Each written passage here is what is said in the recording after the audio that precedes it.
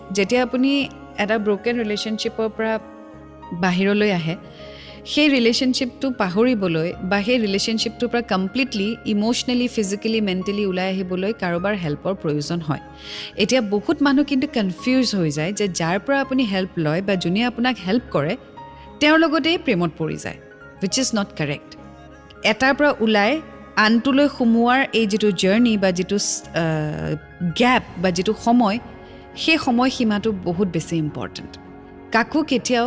rebound হিচাপে ব্যৱহাৰ নকৰিব মানে এটা ৰিলেশ্যনশ্বিপৰ পৰা ওলাই সেই ৰিলেশ্যনশ্বিপটো পাহৰিবলৈ কাকো ব্যৱহাৰ নকৰিব